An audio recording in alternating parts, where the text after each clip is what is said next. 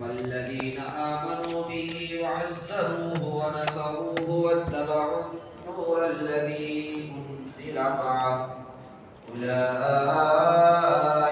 هم المفلحون.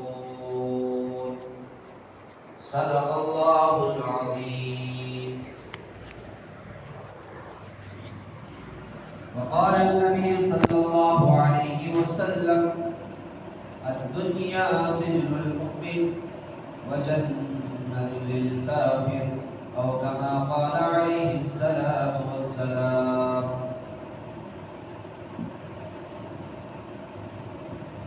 تمام تعریفیں اس رب ذوالجلال کے لیے ہیں جو بڑا ہی مہربان نہایت رحم بارہ مالک ہے۔ درود و سلام میں نذرانہ ہو سرکار دو عالم جناب محمد رسول اللہ صلی اللہ علیہ وسلم پر، جن کے صدقے سے اللہ نے ہم سب کو ایمان کی دولت سے سرفراز فرمایا ہے۔ میرے محترم عزیز دوستوں بزرگوں، اللہ رب العزت نے ہم سب کی کامیابی اپنے دین پہ رکھا ہے۔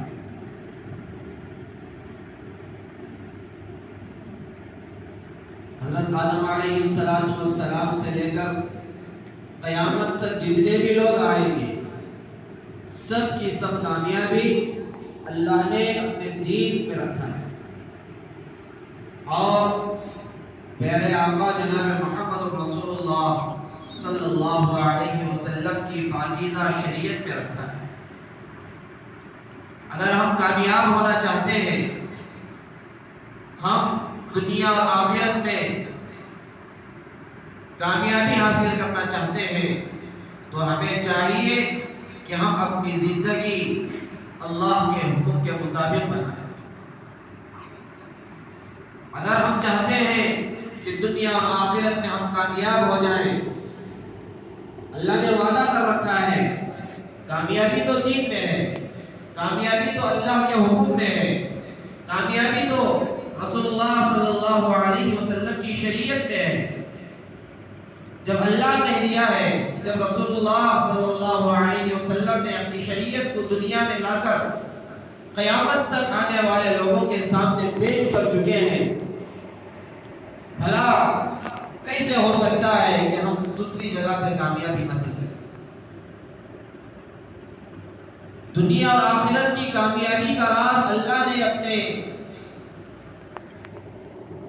لاڈلے نبی جناب محمد رسول اللہ صلی اللہ علیہ وسلم کی شریعت اور کی سنتوں پہ رکھا ہے۔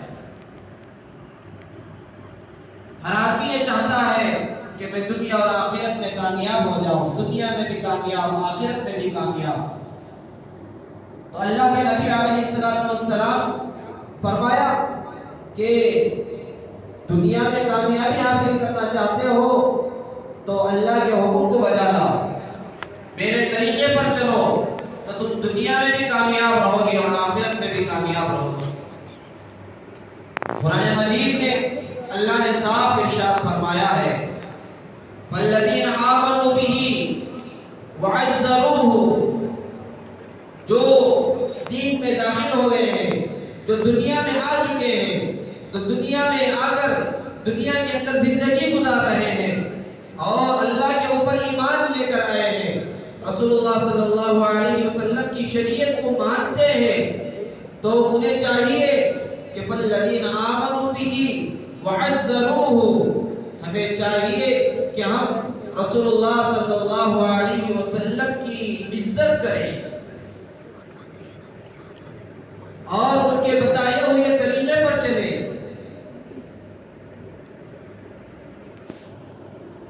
رسول اللہ صلی اللہ علیہ وسلم کے نقش قدم پر چلیں۔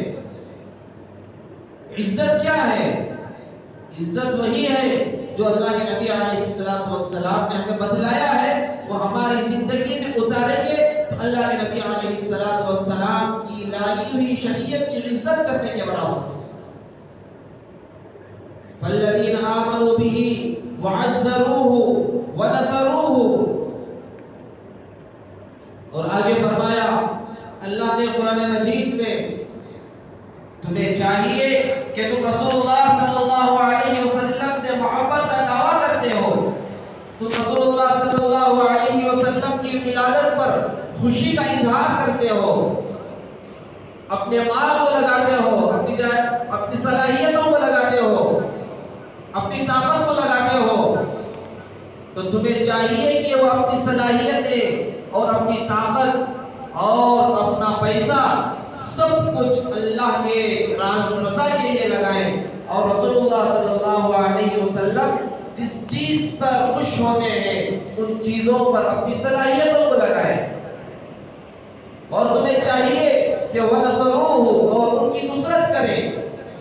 جب اللہ کے نبی علیہ السلام نے حکم دے دیا کہ فلاں جگہ جانا ہے، غزوہ ہے، فلاں جگہ جا کر اللہ کے نام پر لڑنا ہے، اللہ کا حکم، اللہ کے نبی کا حکم ہو گیا، تو تمہیں چاہیے کہ تم وَنَصَرُوهُ باقاعدہ تم نصرت کرو، اپنی جان کو لے کر کھڑے ہو جاؤ، اپنے مال کو لے کر کھڑے ہو جاؤ، اپنی صلاحیتوں کو لے کر کھڑے ہو جاؤ، یہی مدد و نصرت ہے۔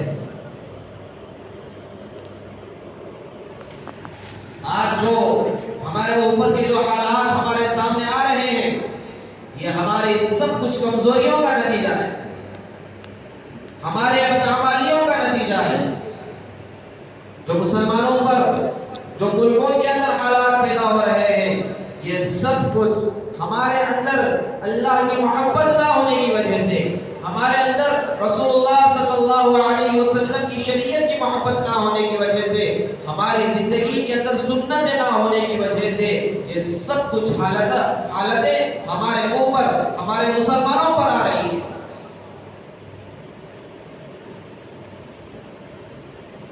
یہ غزوے میں اللہ کے نبی علیہ السلام نے صحابہ کو حکم دیا کہ غزوے کو جانا ہے، پورے کے پورے صحابہ اللہ کے نبی علیہ السلام کی اقتدا میں نکل پڑے، اپنی جان مال صلاحیتوں کو لے کر نکل پڑے، لیکن کچھ صحابہ، 3 صحابہ ایسے تھے جو لاپرواہی برتے، دیر کر گئے۔ اللہ کے نبی علیہ السلام غزوے میں بھی چلے گئے اور غزوے سے واپس بھی آ گئے۔ پھر جب اللہ کے نبی علیہ السلام اس غزوے سے واپس آئے تو وہ جو صحابہ تھے، 3 صحابہ تھے، اللہ کے نبی صلی اللہ علیہ وسلم کی خدمت میں حاضر ہوئے اور فرمایا، اے اللہ کے نبی صلی اللہ علیہ وسلم، ہمارے سے چوک ہو گئی، ہمارے سے بھول ہو گئی، ہم آنا چاہتے تھے، آج نکلیں گے، کل نکلیں گے، پرسوں نکلیں گے، ایسے ہی سوچتے رہ گئے، لیکن آپ جب چلے بھی گئے اور واپس آ بھی گئے، اے اللہ کے نبی علیہ السلام ہمیں معاف فرمائے۔ تو اللہ کے نبی علیہ السلام نے فرمایا کہ میرے ہاتھ میں کچھ نہیں ہے، معاف کرنے والا تو اللہ ہے، میں اس معاملے کو اللہ کے حوالے کرتا ہوں۔ پھر اللہ کے نبی علیہ السلام وہ جو 3 صحابہ تھے اس کا تذکرہ قرآن مجید میں ہے، اللہ کے نبی ناراض ہو گئے، وہ پریشان، بے چین، اب کیا ہوگا کہ اللہ کے نبی علیہ السلام ہمارے سے ناراض ہیں۔ پھر قرآن مجید کی آیت نازل ہوئی، ان کو پتا چلا کہ جب تک اللہ معاف نہیں کرے گا، جب تک اللہ کی طرف سے آیت نازل نہیں ہوگی، اس وقت تک اللہ کے نبی علیہ السلام ہمیں معاف نہیں کریں گے۔ پھر اللہ کے سامنے گڑ گڑائے اور معافی مانگی، اے اللہ ہمارے سے غلطی ہو گئی، ہمارے سے چوک ہو گئی۔ کیوں؟ اس لیے کہ اللہ نے قرآن مجید میں فرمایا ہے، فَالَّذِينَ آمَنُوا بِهِ وَعَزَّرُوهُ وَنَصَرُوهُ، کہ جب دین کا تقاضا آئے، جب دین کے اوپر کوئی آنچ آئے، کوئی مسلمانوں پر پریشانی آئے، اللہ کے نبی علیہ السلام کسی کام کا حکم دے دے تو تمہیں چاہیے کہ تم اس کی مدد و نصرت کرو۔ وَنَصَرُوهُ، اللہ نے حکم دیا ہے. صحابہ جو غلط فہمی کی وجہ سے ارادہ تو رکھتے تھے، جا نہیں سکے، لیکن اللہ کی نافرمانی کی، جس کی وجہ سے توبہ کرنے کے بعد اللہ نے ان کو ان کے گناہوں کو معاف کیا. وَاتَّبَعُوا النُّورَ الَّذِي أُنزِلَ مَعَهُ، اللہ نے فرمایا نور کا مطلب یہ ہے جس اللہ نے قرآن مجید کو دنیا میں نازل کیا ہے. قرآن ایسا قرآن لا ریب فیہ، جس کے اندر کوئی شک و شبہ نہیں ہے. اللہ نے قرآن مجید کو نور کا لقب دیا. قرآن ہمارے لیے نور ہے، ہمارے لیے روشنی ہے، ہمارے لیے ہدایت ہے. اگر اس نور کو ہم حاصل نہیں کریں گے، اس روشنی کو ہم حاصل نہیں کریں گے، تو ہم اندھیرے میں چلے جائیں گے، ہمارا راستہ گمراہ ہو جائے گا، ہم راستے سے بھٹک جائیں گے. تو اللہ نے فرمایا وَاتَّبَعُوا النُّورَ الَّذِي أُنزِلَ مَعَهُ، اس نور کی اتباع کرو جس کو میں نے جناب محمد رسول اللہ صلی اللہ علیہ وسلم پر اتارا ہے. اگر تم اتباع کرو گے، اگر تم قرآن کے اوپر زندگی گزارو گے، اگر تمہاری زندگی کے اندر اللہ کے احکامات ہوں گے، اگر تمہاری زندگی کے اندر جناب محمد رسول اللہ صلی اللہ علیہ وسلم کی سچی پکی محبت ہوگی، اولئک هم المفلحون، آگے فرمایا کہ وہ لوگ سب کے سب کامیاب ہیں. کون لوگ کامیاب ہیں؟ جو اللہ کے احکامات پر چلتے ہیں، رسول اللہ صلی اللہ علیہ وسلم کی عزت اور کی شریعت کی عزت کرتے ہیں. اور جو لوگ اللہ کے نبی علیہ السلام کے بتائے ہوئے حکم پر مدد و نصرت کے لیے تیار ہو کر کھڑے ہو جاتے ہیں، اور جو لوگ قرآن مجید کی اتباع کرتے ہیں، قرآن مجید کی روشنی میں اپنی زندگی کو گزارتے ہیں، قرآن مجید کے نقش قدم پر چلتے ہیں، شریعت کے نقش قدم پر چلتے ہیں، اور دین کے لیے اپنے جان مال وقت کو لگانے کی صلاحیت رکھتے ہیں، جذبہ رکھتے ہیں، اللہ کو راضی کرنے کا جذبہ رکھتے ہیں، اولئک هم المفلحون، ایسے لوگ کامیاب. اس کے علاوہ جتنے بھی لوگ ہیں، اس کے علاوہ جو ان کے اندر اوصاف نہیں ہیں، جو اللہ کے اوپر ایمان نہیں رکھتے، جو اللہ کے احکامات پر کھڑے نہیں ہوتے، جو رسول اللہ صلی اللہ علیہ وسلم کی شریعت پر نہیں چلتے اور ان کی اتباع نہیں کرتے اور ان کی بتائے ہوئے طریقے کی عزت نہیں کرتے اور ان کے حکم کے مطابق اپنے جان مال وقت کو نہیں لگاتے اور قرآن کا جو نور ہے اس نور کو چھوڑ کر اندھیرے میں چلتے ہیں، ایسے لوگ پورے کے پورے لوگ کامیاب نہیں ہیں، بلکہ پورے کے پورے لوگ گمراہ ہیں. یہ میری بات نہیں ہے، یہ تو قرآن مجید کا ترجمہ میں آپ کے سامنے پیش کر رہا ہوں. قُلْ يَا أَيُّهَا النَّاسُ إِنِّي رَسُولُ اللَّهِ إِلَيْكُمْ جَمِيعًا، اللہ نے فرمایا اے نبی کہہ دیجئے کہ آپ تمام لوگوں کے، تمام انسانیت کے نبی بنا کر بھیجے گئے ہیں.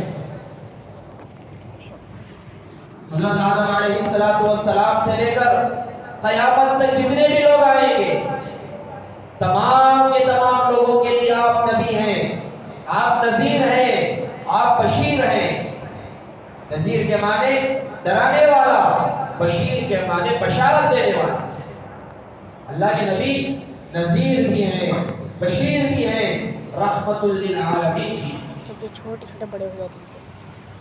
اللہ فرماتے ہیں اے نبی یہ اعلان کر دیجئے کہ پورے کے پورے لوگ سن لیں، قُلْ يَا أَيُّهَا النَّاسُ إِنِّي رَسُولُ اللَّهِ إِلَيْكُمْ جَمِيعًا، اللہ نے مجھے پوری انسانیت کے لیے نبی بنا کر بھیجا ہے. الَّذِي لَهُ مُلْكُ السَّمَاوَاتِ وَالْأَرْضِ، اور آگے فرمایا وہ اللہ جس کے قبضے قدرت میں زمین و آسمان ہے، جو ہر چیز پر قدرت رکھنے والا ہے، اس کے ہاتھ میں ہر چیز موجود ہے. چاہے جو چاہتا ہے وہ کرتا ہے. زمین کا بھی بادشاہ وہی ہے, آسمان کا بھی بادشاہ وہی ہے, انسانوں کا بھی بادشاہ وہی ہے, جنات کا بھی بادشاہ وہی ہے, فرشتوں کا بھی بادشاہ وہی ہے. زمین و آسمان کے درمیان میں جتنی بھی مخلوق ہے اور جتنی بھی کائنات ہے, ساتوں زمین ساتوں آسمان کا مالک اللہ ہے. لہو ملک السماوات والارض, اسی کے لیے بادشاہت ہے جو زمین و آسمان کا بادشاہ ہے. لا الہ الا ہو, اللہ کے سوا کوئی معبود نہیں ہے. یحیی و یمیت, وہی زندہ کرتا ہے اور وہی موت بھی دیتا ہے. تو اللہ کے نبی علیہ السلام نے جو نبی بنا کر بھیجے وہ پوری انسانیت کے نبی بنا کر بھیجے. اسی کا تذکرہ اللہ نے قرآن مجید میں فرمایا, اے نبی یہ اعلان کر دیجئے آپ تو تمام لوگوں کے لیے رحمت للعالمین اور تمام لوگوں کے لیے نبی بنا کر بھیجے ہیں. انی رسول اللہ الیکم جمیعا الذی لہ ملک السماوات والارض لا الہ الا هو یحیی و یمیت. اللہ کی قدرت, اللہ کی وحدانیت کو اللہ بتا رہے ہیں اور پوری انسانیت کو بتا رہے ہیں. جس قوم کے اندر, جن لوگوں کی زندگیوں کے اندر اللہ کے احکامات ہوں گے, نبی علیہ السلام کی شریعت ہوگی اور ان کی عزت ہوگی اور دین کے لیے اپنا جان مال وقت لگانے کے لیے تیار ہوں گے اور قرآن کے مطابق اپنی زندگی کو گزارنے والے ہوں گے, وہی لوگ کامیاب ہوں گے. اور آگے فرمایا قرآن مجید میں, وعلى الثلاثة الذين خلفوا حتى إذا ضاقت عليهم الأرض بما رحبت. جو صحابہ اللہ کے نبی علیہ السلام کی مدد و نصرت کے لیے جانا چاہتے تھے, جا نہیں پائے, دنیا کی مشغولیت میں رہ گئے, دنیا کے کام و کاج میں رہ گئے.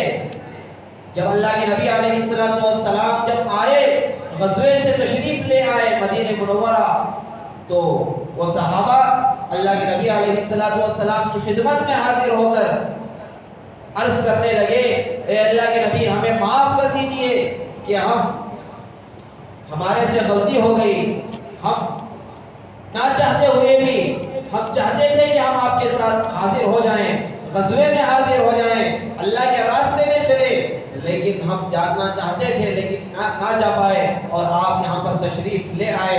اللہ کے نبی ہمیں معاف فرمائے. حتی اذا ضاقت علیہم الارض, فرمایا جب اللہ کے نبی علیہ السلام ان لوگوں سے ناراض ہو گئے, جب وہ لوگ اللہ کے نبی صلی اللہ علیہ وسلم کے ساتھ نہیں گئے تو اللہ کے نبی ان 3 صحابہ سے ناراض ہو گئے. تو وہ صحابہ کی کیفیت قرآن مجید بتلا رہا ہے کہ زمین کشادہ ہونے کے باوجود, زمین بڑی ہونے کے باوجود اللہ کے نبی علیہ السلام کی ناراضگی کا اثر ان کے دلوں پر اتنا بڑا کہ ان کی زندگیاں تنگ ہو گئی. ان کا اٹھنا بیٹھنا اور ان کی زندگی کا ہر کام کے اندر تنگی پیدا ہو گئی. کیوں؟ اس لیے کہ جناب محمد رسول اللہ صلی اللہ علیہ وسلم ہمارے سے ناراض ہے. وضاقت علیہم الارض, حالانکہ زمین کشادہ ہے, دنیا بڑی ہے, دنیا کے اسباب موجود ہیں, کھانا پینا سب کچھ موجود ہے, مکان موجود ہے, رہنے کے لیے گھر موجود ہے. اس کے باوجود بھی وہ صحابہ کی زمین لمبی ہونے کے باوجود بھی تنگ ہو گئی. وضاقت علیہم الارض بما رحبت وضاقت علیہم انفسہم, اور ان کی زندگی بھی تنگ ہو گئی. زمین تو دور کی بات, جینا مشکل ہو گیا, زندگی گزارنا مشکل ہو گیا. اللہ کے نبی علیہ السلام ناراض ہیں. ہم غزوے میں جا سکتے تھے, اللہ کے رسول صلی اللہ علیہ وسلم کی اتباع کر سکتے تھے, دین کا تقاضا آیا تھا, ہم اپنی طاقت کو دین کے لیے استعمال کر سکتے تھے, اپنے مال کو اللہ کے راستے میں لگا سکتے تھے, اپنے وقت کو اللہ کے نام پر قربان کر سکتے تھے، لیکن ہم نے دنیا کے اندر مشغول ہو کر اس غزوے میں شریک نہیں ہو پائے، اس لیے اللہ بھی ناراض ہو گیا اور رسول اللہ صلی اللہ علیہ وسلم بھی ناراض ہو گئے، اور ان کی زندگی تنگ ہو گئی اور ان کی زمین تنگ ہو گئی۔ وَضَاقَتْ عَلَيْهِمْ أَنفُسُهُمْ وَظَنُّوا أَن لَّا مَلْجَأَ مِنَ اللَّهِ إِلَّا إِلَيْهِ۔ آگے قرآن مجید میں آیت ہے، فرمایا کہ ان کو یہ گمان ہونے لگا، یہ خیالات پیدا ہونے لگے، اب ہمارے لیے کوئی راستہ نہیں ہے، ہم کہیں بھی بچ نہیں سکتے، ہماری زندگی تنگ ہو چکی ہے، ہمارے سے اللہ بھی ناراض ہے، ہمارے سے رسول بھی ناراض ہے، کرے تو کیا کرے؟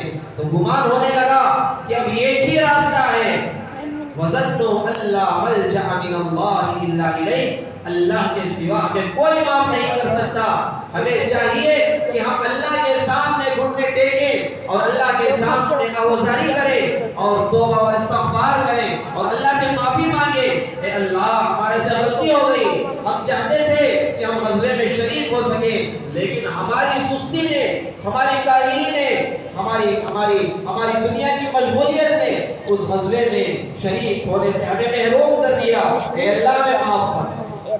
یہ گمان ہونے لگا صحابہ، وَظَنُّوا أَن لَّا مَلْجَأَ مِنَ اللَّهِ إِلَّا إِلَيْهِ۔ پھر وہ صحابہ اللہ کے دربار میں حاضر ہوئے اور نماز پڑھی اور اپنے آنکھوں سے آنسو نکالے اور گڑ گڑایا اور رویا۔ صحابہ اکرام رضوان اللہ تعالی علیہم اجمعین کی یہ عادت یہ تھی کہ جب زندگی میں کبھی بھی کوئی غلطی تو نہیں ہوتی تھی، انسان تھے، کبھی چوک ہو جاتا، لیکن کبھی بھی کوئی چوک ہو جاتی تو فوراً اللہ کے دربار میں حاضر ہوتے اور گڑ گڑاتے اور اللہ کو مناتے اور رسول اللہ صلی اللہ علیہ وسلم کو مناتے اور اللہ کے قریب ہو جاتے، رسول اللہ صلی اللہ علیہ وسلم کے قریب ہو جاتے، کھانا چھوڑ دیتے، سونا چھوڑ دیتے، دنیا کے عیش و عشرت کو چھوڑ دیتے۔ ان کا مقصد یہ ہوتا کہ جب تک اللہ اور اس کے رسول راضی نہ ہو جائیں اس وقت تک ہم نہ کھائیں گے، نہ پیئیں گے، نہ دنیا کی زندگی گزاریں گے، اللہ کو جب تک منائیں گے نہیں اس وقت ہم سکون سے نہیں بیٹھیں گے۔ صحابہ کے اندر وہ صفات تھے، اسی لیے اللہ نے قرآن مجید میں ان کا تذکرہ فرمایا، رضی اللہ عنہم ورضوا عنہ، صحابہ میرے سے راضی ہیں اور میں صحابہ سے راضی ہوں۔ اتنا بڑا پروانہ ایسے ہی مل گیا، اللہ یہ کہہ رہا ہے، بشارت دے رہا ہے صحابہ کو، میں صحابہ سے راضی ہوں اور صحابہ میرے سے راضی ہیں۔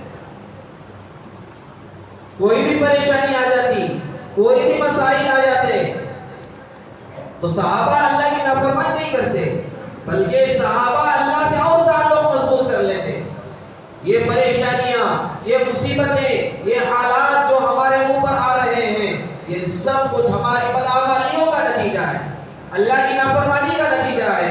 ہماری زندگی دنیا میں لگنے کی وجہ سے، ہماری زندگیوں کے اندر اللہ کی محبت کو نکالنے کی وجہ سے، ہمارے دلوں کے اندر اللہ کے نبی علیہ السلام کی محبت کو نکالنے کی وجہ سے یہ سب کچھ ہمارے اوپر حالات آ رہے ہیں۔ صحابہ نے سوچا کہ وَظَنُّوا أَن لَّا مَلْجَأَ مِنَ اللَّهِ إِلَّا إِلَيْهِ ثُمَّ تَابَ عَلَيْهِمْ لِيَتُوبُوا إِنَّ اللَّهَ هُوَ التَّوَّابُ الرَّحِيمُ۔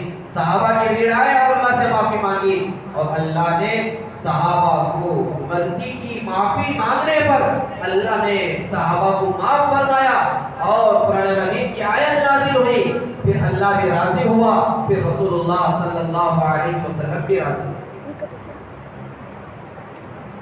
اللہ کے نبی علیہ السلام یہ ہمیں بتلا رہے ہیں صحابہ کے اندر کیسے صفات تھے، کیسی زندگی تھی۔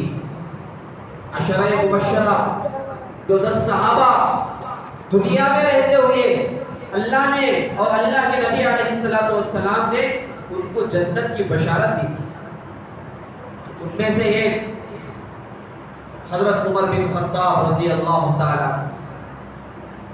حدیث میں آتا ہے، فرماتے ہیں عمر بن خطاب رضی اللہ تعالیٰ عنہ عشرہ مبشرہ میں سے ہیں، دنیا میں ہی جنت کی بشارت ملی ہوئی ہے، اس کے باوجود بھی ان کا ایمان اور ان کا تقویٰ، اللہ کا خوف اتنا تھا، روتے تھے اور گڑ گڑاتے تھے، کاش کہ میں کسی مٹی کا ایک کنکر ہوتا، کسی پتھر کا ایک کنارہ ہوتا، کوئی ایک چھوٹا سا اینٹ ہوتا، کوئی مسجد کا ایک ٹکڑا ہوتا۔ کون کہہ رہا ہے؟ لو کان نبی بعدی لکان عمر، اگر اللہ کے نبی علیہ السلام کے بعد اگر کوئی نبی ہوتا تو اللہ کے نبی صلی اللہ علیہ وسلم نے فرمایا کہ عمر ہوتا۔ اتنا بڑا مرتبہ، اور جس راستے سے عمر بن خطاب گزرتے اس راستے سے شیطان نہیں گزرتا۔ عمر بن خطاب رضی اللہ تعالیٰ عنہ جب ایمان قبول کیے، ان کے اندر ایمان کی حلاوت پیدا ہوئی، ان کے دل کے اندر جذبات پیدا ہوئے، اللہ کی محبت پیدا ہوئی اور اللہ کے نبی علیہ السلام کی محبت پیدا ہوئی، تو جو چیز دل کے اندر خیال کرتے، مشورے میں بیٹھتے، جو دل کے اندر خیال کرتے، اللہ جو ہے جبرائیل علیہ السلام کے ذریعے سے وہی نازل کرتے۔ اتنا بڑا مقام، وہ صحابی کہہ رہے ہیں کہ کاش کہ میں ایک دن کا ہو۔ میرے عزیز دوستوں بزرگوں، ہمارے ہندوستان میں، ہمارے پوری دنیا کے اندر جو حالات جو سنگین ہیں، جو پریشانیاں ہیں، جو مصیبتیں ہمارے مسلمانوں پر آ رہی ہیں، فلسطین کے مسلمانوں پر آ رہی ہیں، یہ سب کچھ اللہ سے محبت کی دوری کا نتیجہ ہے، اور رسول اللہ صلی اللہ علیہ وسلم کی شریعت کو چھوڑ کر ہم زندگی گزار رہے ہیں۔ اور اللہ کے نبی علیہ السلام نے فرمایا کہ حب الدنیا وکراہیت الموت، جب آدمی کے اندر دو چیزیں پیدا ہو جاتی ہیں، وہ آدمی اللہ اور اس کے رسول سے دور ہو جاتا ہے، ایک دنیا کی محبت اور دوسرا فرمایا کہ موت سے کراہت۔ صحابہ کو موت سے محبت تھی اور دنیا سے نفرت تھی، جس کی وجہ سے صحابہ دنیا میں بھی کامیاب ہوئے اور آخرت میں بھی کامیاب۔ آج ہمارے معاشرے میں کیا ہے؟ آج ہمارے مسلمانوں میں کیا ہے؟ حب الدنیا، دنیا کی محبت ہمارے دلوں میں بسی ہوئی ہے، اور موت سے ہم گھبراتے ہیں۔ کیوں گھبراتے ہیں؟ موت تو اللہ سے ملنے کا ایک ذریعہ ہے۔ صحابہ موت سے خوش ہوتے تھے، کیوں؟ اس لیے کہ ان کی پوری زندگی اللہ کے حکم کے مطابق ہوتی تھی، ان کی پوری زندگی رسول اللہ صلی اللہ علیہ وسلم کی شریعت کے مطابق ہوتی تھی، وہ گناہوں سے پاک ہوتے تھے، وہ نمازوں کی پابندی کرتے تھے، وہ اللہ کے احکامات کو ادا کرنے کی پوری کوشش کرتے تھے، وہ جھوٹ سے بچتے تھے، وہ زنا سے بچتے تھے، وہ کسی کے اوپر بہتان لگانے سے بچتے تھے، وہ دھوکہ دینے سے بچتے تھے، وہ غیر غلط کام کرنے سے بچتے تھے، ایسے کام سے بچتے تھے جس کام سے اللہ ناراض ہوتا ہے، ایسے کام سے بچتے تھے جس کام سے اللہ کے نبی علیہ السلام ناراض ہوتے ہیں، جس کی وجہ سے صحابہ کو موت سے محبت تھی۔ کیوں؟ اگر موت آئے گی تو فوراً ہم جنت میں جائیں گے اور اللہ کا دیدار نصیب ہوگا اور اللہ سے ملاقات ہوگی۔ آج ہمارے اندر موت سے خوف ہے، کیوں؟ کہ ہمارے دلوں کے اندر محبت بیٹھی ہوئی ہے، ہمارا دل اللہ کی محبت سے خالی ہے، ہمارے دل شریعت سے خالی ہے، ہماری زندگیاں اچھے کاموں سے خالی ہیں، ہماری زندگیاں بہترین لوگ جس سے لوگوں کو فائدہ پہنچانے سے خالی ہیں، ہماری زندگیاں تو ایک دوسرے کو تکلیف پہنچانے پر ہے، ہماری زندگیاں ایک دوسرے کو تکلیف دینے پر ہیں، ہماری زندگیاں ایک دوسرے کی دشمنیوں پر ہیں، ہماری زندگیاں سود خوری میں ہیں، ہماری زندگیاں جھوٹ بولنے میں ہیں۔ ہمارے معاشرے کے اندر یہ حالات ہیں، ہمارے گھروں کے اندر یہ حالات ہیں، ہمارے مسلمانوں کے اندر یہ حالات ہیں۔ جب تک ہمارے مسلمانوں کے اندر یہ حالات ختم نہیں ہوں گے، جب تک ہمارے دلوں کے اندر اللہ کی محبت اور اللہ کے نبی کی محبت نہیں آئے گی، شریعت پر ہمارے مسلمان نہیں آئیں گے، اچھے کام نہیں کریں گے، اللہ کے کاموں سے راضی ہوتا ہے، ان کاموں کو ہم نہیں کریں گے، حالات آتے ہی رہیں گے، پریشانیاں آتی رہیں گی، کوئی مددگار نہیں ہوگا، کوئی ہمارا مددگار نہیں ہوگا۔ اب مسلمانوں کے اوپر حالات ہیں، کون مدد کر رہا ہے؟ اگر مدد ہوگی تو صرف اللہ ہی کے ذریعے سے۔ اگر مسلمانوں کے اوپر جو حالات آئے ہوئے ہیں، اگر وہ حالات دور ہونا ہے تو اللہ ہی دور کر سکتے ہیں، سب کنارے میں ہیں۔ جب حالات وہاں پر ہیں تو حالات ہمارے پاس بھی آ سکتے ہیں۔ جب پریشانیاں ان کے اوپر آئی ہوئی ہیں تو ہمارے اوپر بھی آ سکتی ہیں، وہ وقت کوئی دیر نہیں ہے۔ اگر ہماری زندگیاں ایسے ہی گزرتی چلے گئی، ظہر الفساد فی البر والبحر بما کسبت ایدی الناس، قرآن مجید میں اللہ نے صاف اعلان فرمایا کہ دنیا میں جو فتنے فسادات ہوں گے، جو خون ریزی ہوگی، مسلمانوں پر جو حالات آئیں گے، وہ سب کچھ مسلمانوں کی بدعمالیوں کا نتیجہ ہے۔ جیسے اعمال ہوں گے اللہ کے فیصلے ویسے۔ قیامت کی نشانیوں میں سے ایک نشانی یہ بھی ہے کہ فرمایا کہ امت ایسی حالت میں ہوگی کہ مسلمانوں کی تعداد زیادہ ہوگی، مسلمانوں کے پاس صلاحیت زیادہ ہوگی، لیکن وہ بکھیر جائیں گے۔ یہ ایک بہتا ہوا پانی ہے، اس بہتے ہوئے پانی پر کچھ تنکے ہیں، کچھ پتے ہیں، جس طریقے سے وہ بہتے ہوئے چلے جاتے ہیں اسی طریقے سے مسلمان بھی بہتے ہوئے چلے جائیں گے۔ اس کی وجہ کیا ہے؟ وہ اللہ سے دوری ہے، رسول اللہ صلی اللہ علیہ وسلم سے دوری ہے۔ اس کا نتیجہ یہ ہے کہ ہمارے اوپر حالات ہیں اور پریشانی ہے۔ اسی لیے ہمیں چاہیے کہ جہاں بھی مسلمان اب پریشان ہیں ان کے لیے دعا کریں اور ہماری زندگیوں کو بھی اللہ کے احکامات پر لائیں، اچھے کاموں پر لائیں، اللہ کو راضی کریں، گناہوں کو چھوڑیں، تقوی کو اختیار کریں اور آپس کے اندر اتحاد و اتفاق کو لے کر آئیں اور اجتماعیت کو لے کر آئیں، یہ ایک دوسرے کے ہمدرد بنیں، یہ ایک دوسرے کے ساتھ اچھے اخلاق سے برتاؤ کریں اور اللہ کے نبی علیہ السلام کے اخلاق کو اپنی زندگی میں اتاریں۔ جب تک ہم اللہ کے نبی علیہ السلام کے اخلاق کو، ان کی زندگی کو، ان کی سیرت کو ہماری زندگی میں نہیں اتاریں گے، اس وقت تک ہم کامیاب نہیں ہو سکتے۔ اللہ تعالیٰ سے دعا ہے اللہ تعالیٰ ہم سب کو کہنے سے زیادہ، سننے سے زیادہ عمل کرنے کی توفیق عنایت فرمائے۔ فلسطین کے مسلمانوں کی اللہ مدد و نصرت فرمائے۔ جہاں جہاں بھی مسلمان پریشان حال ہے اللہ تمام کی پریشانیوں کو دور فرمائے۔ اللہ تعالیٰ ہم سب کو عمل کرنے کی توفیق عنایت فرمائے۔ آمین وآخر دعوانا الحمدللہ رب العالمین۔ جو حضرات سنت نہیں پڑھے سنت